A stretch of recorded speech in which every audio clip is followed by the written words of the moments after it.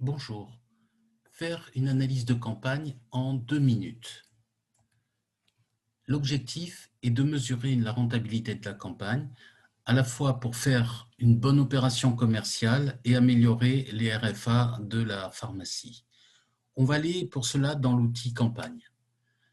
Donc, quand on voit le tableau de bord global et que l'on voit campagne, le module campagne est composé de 3 sous-ensembles, une analyse par laboratoire, une analyse par produit et une analyse par vendeur. Je vais faire une analyse cette fois-ci du marché du dentifrice dans une pharmacie. Nous sommes dans le module campagne et j'ai choisi ici le marché du dentifrice. Je peux choisir à ce moment-là la période de la campagne, donc du 1er juin 2020 au 30 juin 2020. Et, point très important, je veux me comparer par rapport à la même période de l'année précédente. Si vous décidez de changer les dates, vous cliquez ici et puis vous pouvez directement taper les dates entre lesquelles vous voulez faire la comparaison. Dès lors que cela a été validé, on obtient automatiquement un tableau résumé de la campagne avec le chiffre d'affaires et la comparaison. Donc, en l'occurrence, dans cette pharmacie, le chiffre a augmenté de 2%, alors qu'au national, il a évolué que de 0%, donc il est resté stable. En quantité, on a fait une involution de 5%, et idem au niveau du marché national. On voit ici la liste des laboratoires qui ont dans le marché du dentifrice.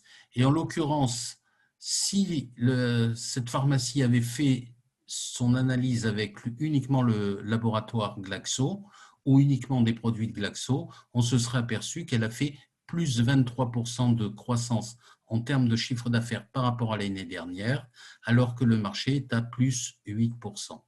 Donc, on a ici l'analyse par laboratoire.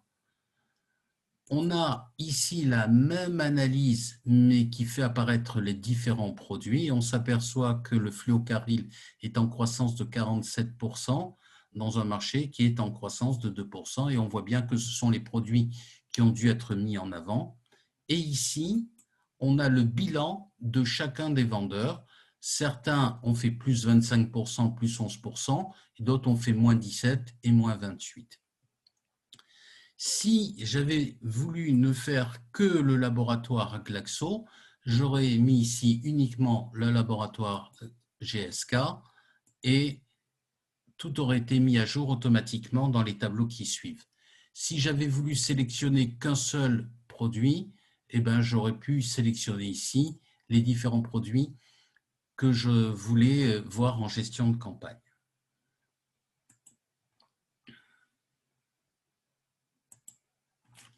Donc, en résumé, ne pas oublier que vous pouvez, si on a choisi ici un marché, on peut choisir soit des produits, soit des laboratoires, soit des marques, soit des gammes de produits, ou éventuellement même un panier de produits.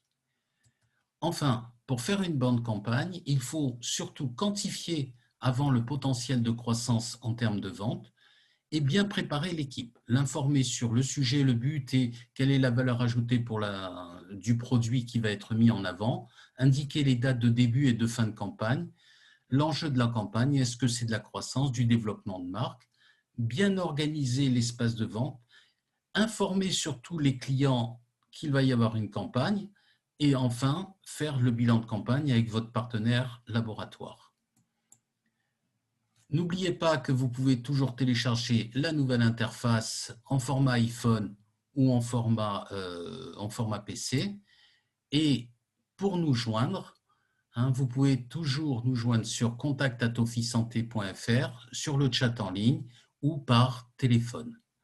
Merci et à bientôt.